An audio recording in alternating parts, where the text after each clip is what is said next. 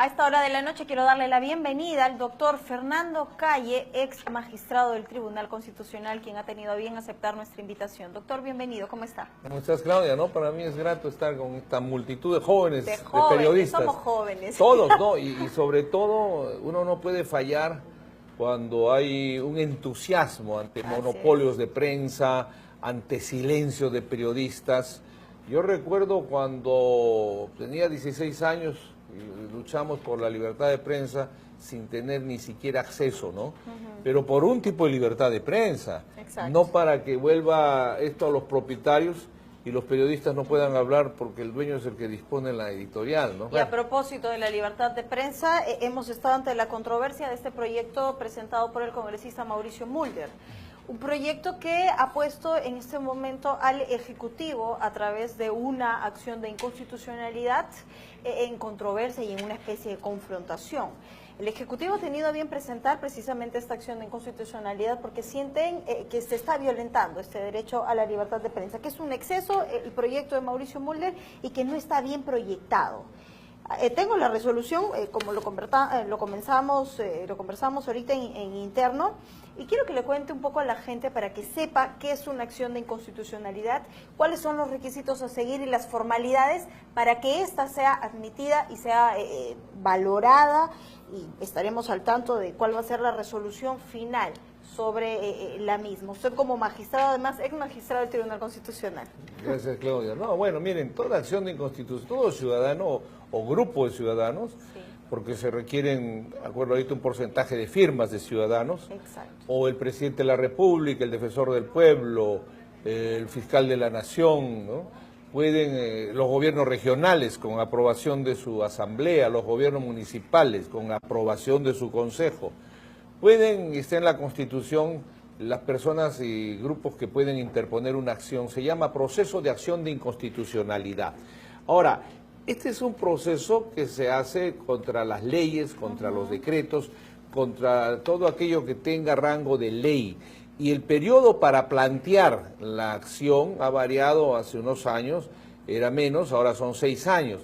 Los famosos tratados internacionales también son sujetos de que pueda solicitar un grupo de peruanos o los parlamentarios, como ha sucedido ahora, o el presidente de la República, una acción de inconstitucionalidad. Es decir, cuando el presidente celebra un tratado internacional, pero se siente que está violando la Constitución del país también.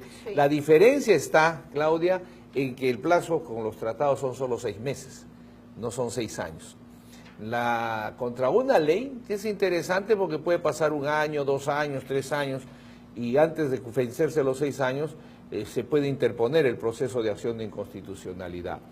Obviamente que en esto tiene que haber una sustentación muy clara en el sentido de que atente, contravenga los principios de la Constitución.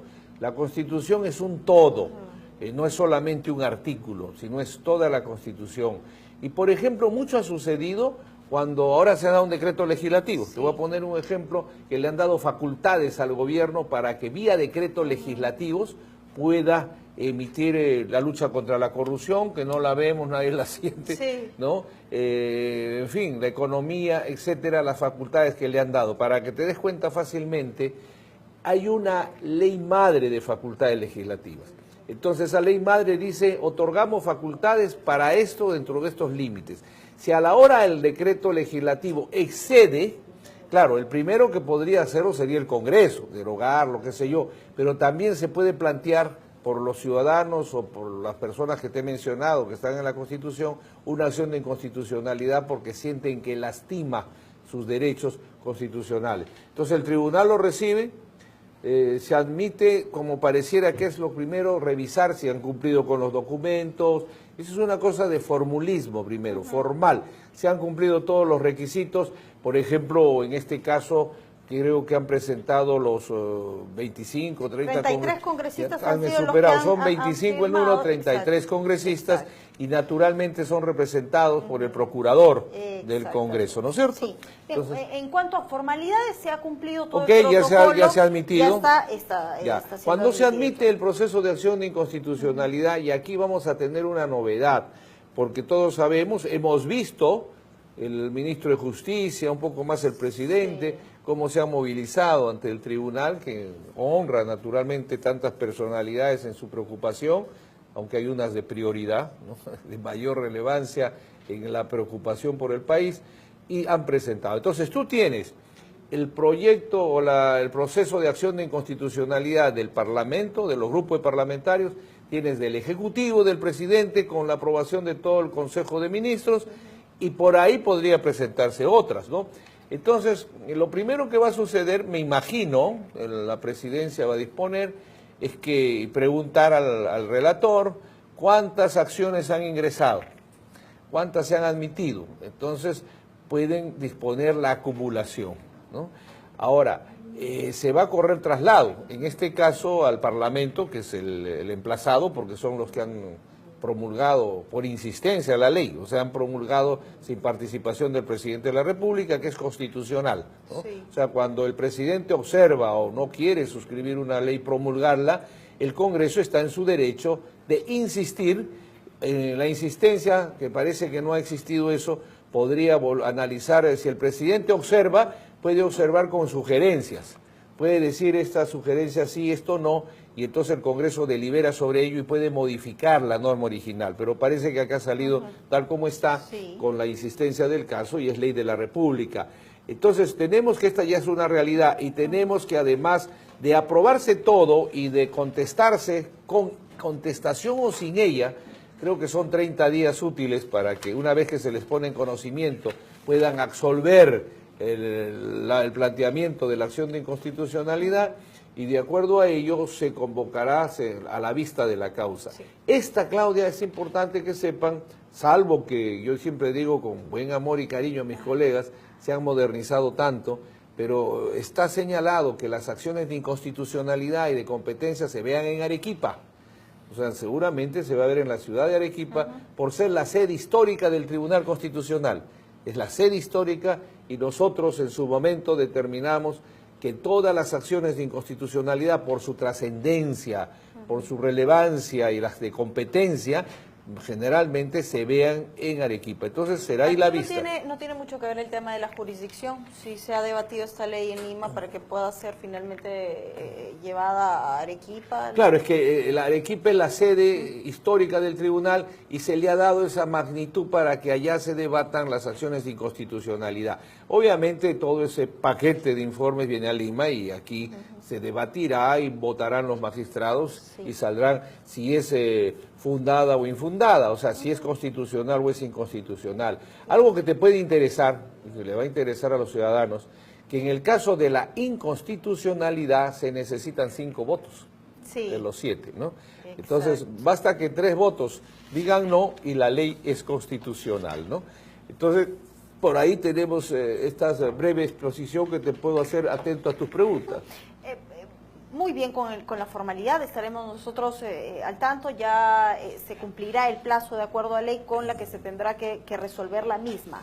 A lo que quiero ir es a la cuestión de fondo, porque hay una aparente vulneración de derechos y son los que vamos a analizar, y quiero que me dé por favor su, ¿cómo no? su Mira, postura. Sí. Para poder cerrar la idea, ¿verdaderamente existe una vulneración de la igualdad y la libertad de contratación?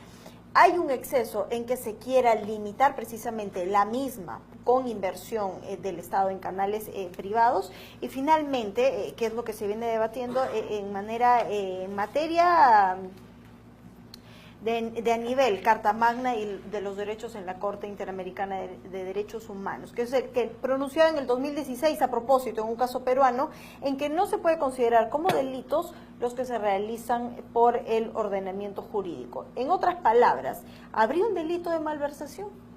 Bueno, si es que indudablemente en toda entidad del Estado y sobre todo en los municipios, si tú derivas un dinero que está presupuestado para determinada cosa hacia otra actividad, hay malversación.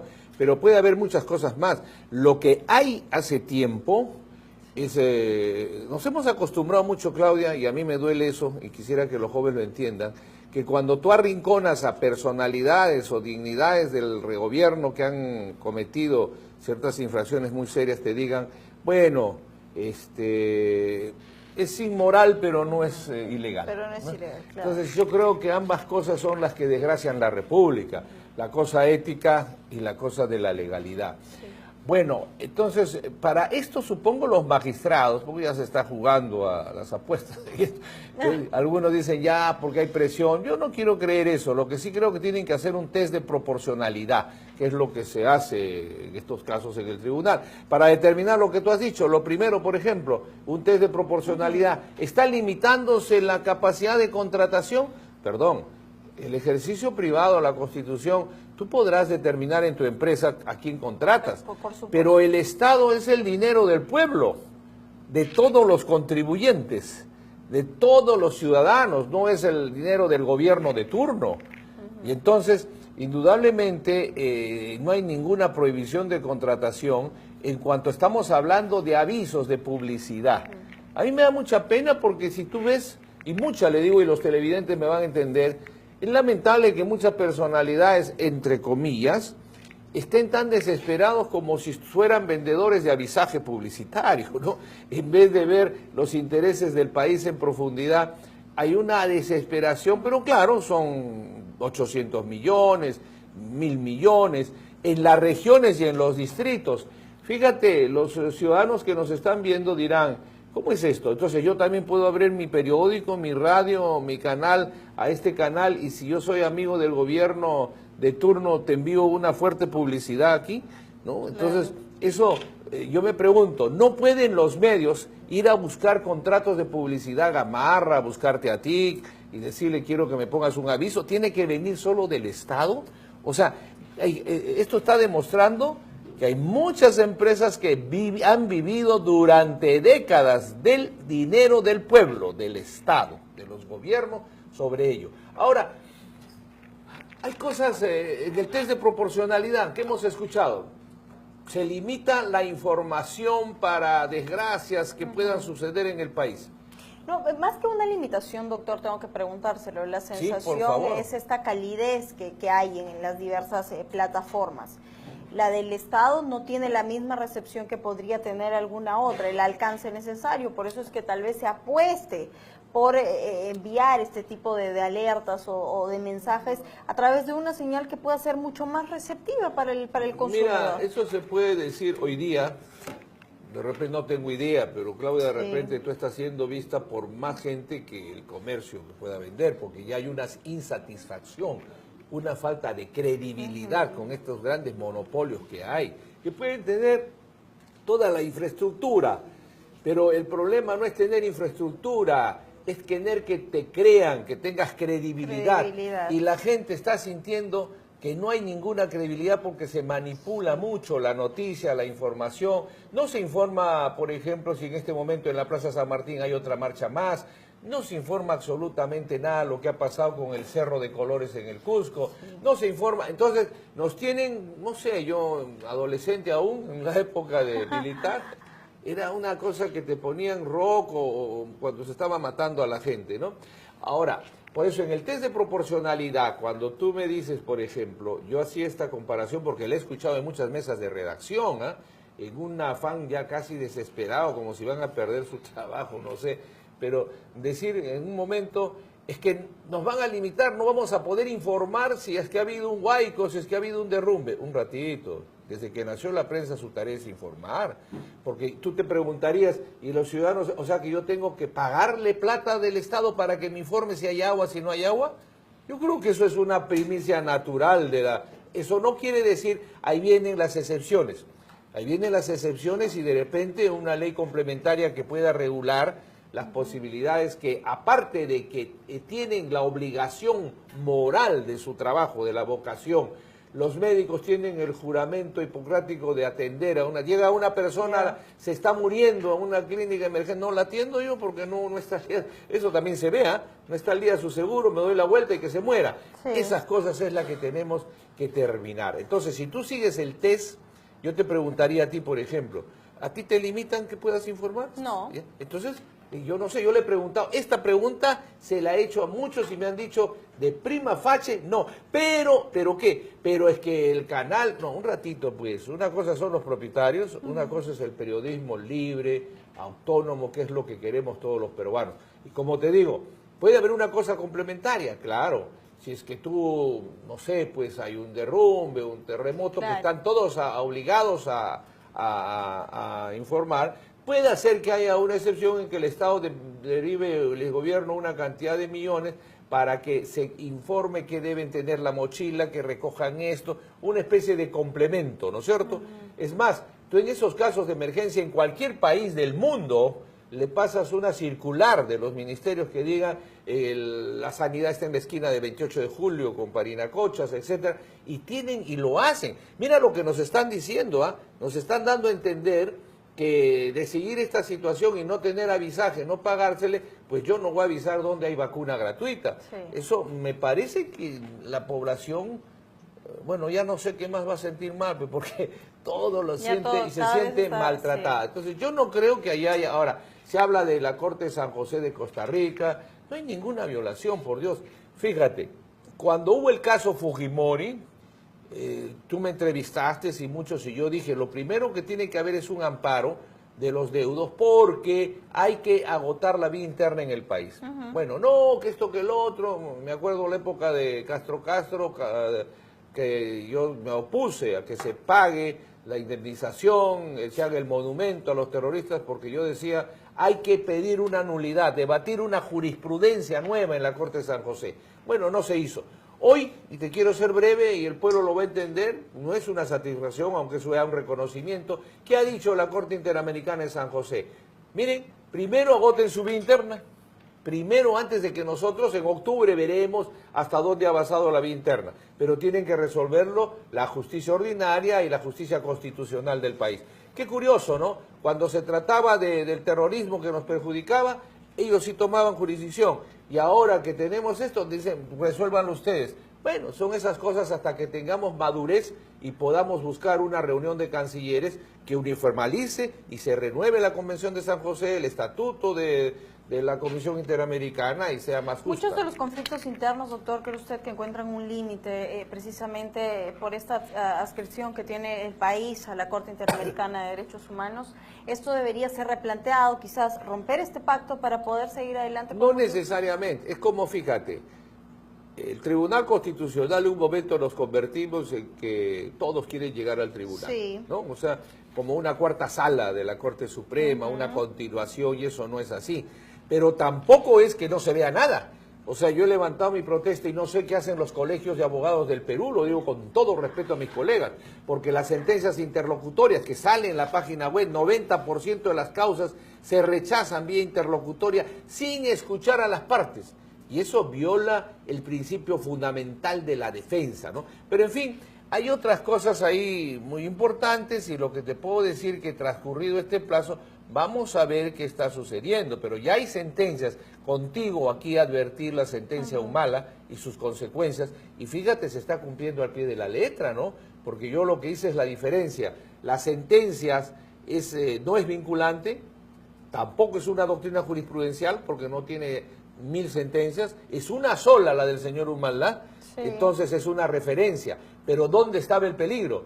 Que si en el Perú, como parece, siente la gente, no hay jueces ni valientes ni honrados, se pone a disposición de una banda de narcotraficantes o de corrupción que el juez diga, ah, bueno, el Tribunal Constitucional dice eso, yo lo voy a hacer. No está obligado, eso es importante que lo sepan, hasta que el tribunal, por ejemplo, se lo he dicho con todo cariño, y le digo a Ernesto Blume y a todos mis amigos del tribunal, bueno, hay como 2.000, 4.000 habeas corpus, de una vez en una semana, como han tomado una decisión, los liberen pues y lo voten de acuerdo a ese precedente para que se convierta en doctrina jurisprudencial y entonces pueda tener un imperativo más fuerte. Pero no lo es ahorita, pero ya estamos viendo lo que está sucediendo con el caso Graña, con otros y los jueces, yo no sé qué sucede, pero mientras que en otros países a todos los corruptos los encierran, acá se están liberando y no está quedando nadie. Doctor, yo quiero dejar este tema de lado de la acción de inconstitucionalidad porque, bueno, ya estamos ante la solicitud hecha, sí, vamos a tener correrá traslado y de tendremos novedades de ¿no? aquí en algunos días. Bien. No tan rápido, ¿eh? Yo creo que por cuando hablan Yo lo he escuchado al ministro decir, por eso, mire, un ministro... Usted, a ver, cuando hay intereses de por medio, como se cuestionan, por ejemplo, en este tipo de proyectos que causan conmoción social, que enfrentan al Ejecutivo con el Legislativo, ¿se respeta el principio de celeridad? ¿Corre traslado muchísimo más rápido? Cuando hay intereses, me has dicho, no sé, pero lo que yo creo que lo que tiene que interesarle a un tribunal es consolidar la institucionalidad democrática. Sí. Nosotros, por ejemplo, resolvimos la competencia del Poder Judicial con el Parlamento en cuanto al presupuesto de la República y le dimos la razón al Poder Judicial. Pero esos casos demoran, esto no sé, pues son varios meses. Además, yo creo que, aparte de la prioridad que tienes, te ponía el ejemplo de los habeas corpus, hay gente que está esperando 4 años habeas corpus, y el caso del señor Humala ha sido visto con una prontitud tremenda, ¿no? Sí. No sé si esto también, que no deja de tener relevancia, pero creo que hay otras cosas trascendentales, ¿no? Pero eso lo puede informar con mayor conocimiento el presidente del tribunal.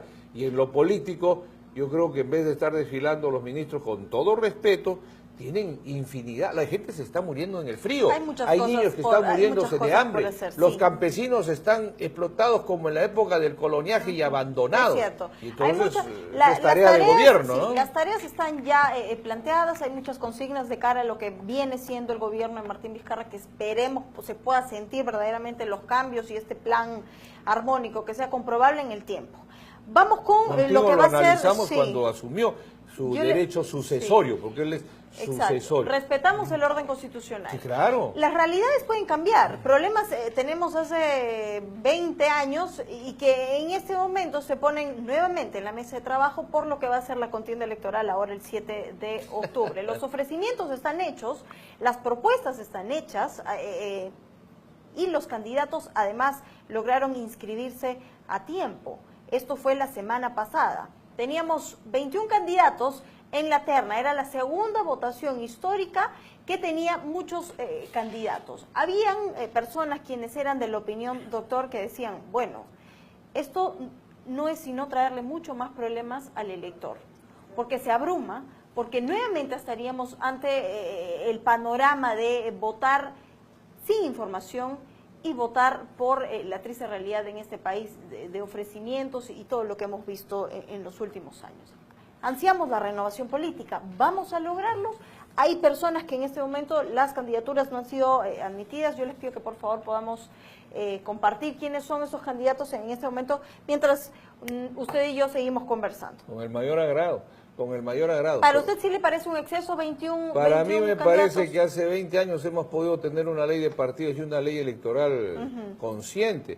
Fíjate, en Cusco, que acabo de estar, y de aquí un saludo tremendo de cariño que me han otorgado y me han dado, como siempre que estoy por ahí, y en Pucallpa, justo coincidió, hay un programa televisivo que pasa todos los miércoles, de una audiencia tremenda, es 2 horas, y se llama Políticos de Miércoles.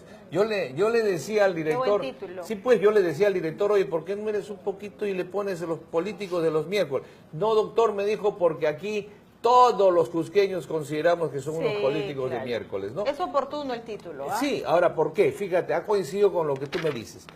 ¿Cuál es uno de los problemas que tienen en el Cusco en vivo, que se sienten uno de los pueblos más corruptos?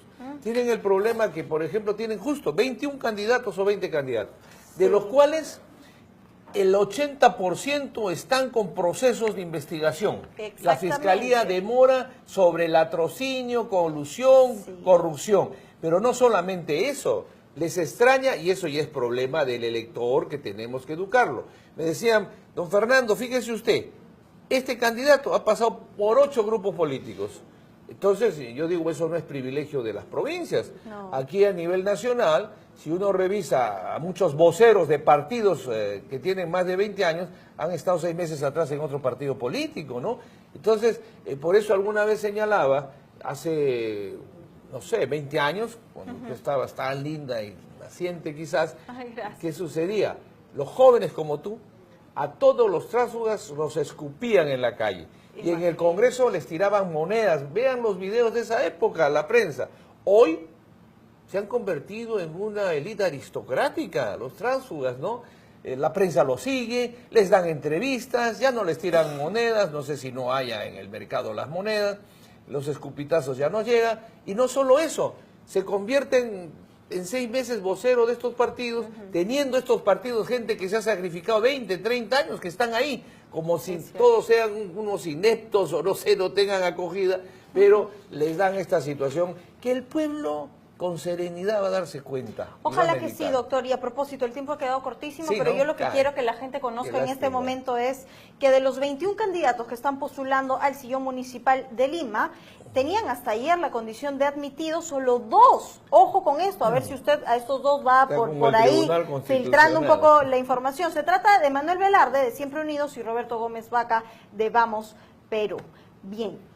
Seguiremos hablando porque la contienda electoral es bueno que la gente entienda una cosa. Una cuestión es la inadmisibilidad, que significa que te doy 3 días, 5 días para que completes una firma, pongas el DNI, y otra es la improcedencia. La improcedencia. Y es un gran dato. Improcedentes son las candidaturas de Enrique Cornejo, de Podemos Perú, quien además en sus filas iba Daniel Urresti, José Gil, de Todos por Perú, y Gustavo Guerra García, de Juntos por el Perú, quienes han sido declaradas improcedentes por distintos motivos. José Gil me suena, ¿quién es? Vamos a estar pendientes porque me imagino que ellos van a tratar de impugnar estas resoluciones, van a apelar, o sea, los de inadmisibles, los que son inadmisibles tienen que cumplir en los días que les han dado en complemento, porque la inadmisibilidad señala, dice, les falta tal cosa. Sobre la forma, en todo caso. La improcedencia es mayor el tema, es mayor, ¿no? No esté debidamente bien el partido, los dirigentes estén en sus cargos vencidos, y eso es insubsanable, ¿ah? Claro, porque no te olvides el caso de Morado, etcétera, que les aplicaron. Y es más, al partido aprista, que uno lo ama tanto, está también declarado sus dirigentes fuera de ese, no sé qué termine, ¿no? Porque si a unos hay, a otros estar también. Atentos, vamos a hacerle seguimiento, por supuesto, a lo que viene siendo esta candidatura, esta contienda electoral. Doctor, mil gracias por haber estado. Yo te agradezco, pero quiero que me des solo un minuto ante esta coyuntura, quizás llego a medio minuto. Invocarle a la juventud, a ti misma, por supuesto, que hagamos un esfuerzo de entender que la tragedia de nuestro país es la impunidad. Aquí no se está sancionando a nadie en muchos sentidos, violadores, etcétera. Entonces yo creo que la gran marcha nacional es la lucha contra la impunidad. Hace 100 años nació el Grito de Córdoba en Argentina, de los estudiantes, que cambiaron la evolución histórica de las universidades: derecho de tracha, libertad de cátedra, unidad de América Latina, la obligación de los estudiantes que se comprometieron de ir hacia los obreros a enseñarles, se crearon una serie de cosas. Yo creo que hoy, después de 100 años, tienen que nacer nuevamente los estudiantes en un grito, el grito del Perú, el grito del Cusco, el grito de Lima, no sé, el grito del norte, con los campesinos, con todo el pueblo, cerrando filas, como se han dicho, para el Mundial de Fútbol. Hay que cambiar la historia, unidos todos, pero contra la impunidad, que es lo que nos puede garantizar. Ese es un bonito ejemplo, hay que trasladar la realidad del fútbol a la realidad del país, porque hay goles y agradecerte, más Claudia, importantes que gritar. Verte nuevamente y a todos los televidentes. Gracias, doctor, gracias. Nosotros seguimos con...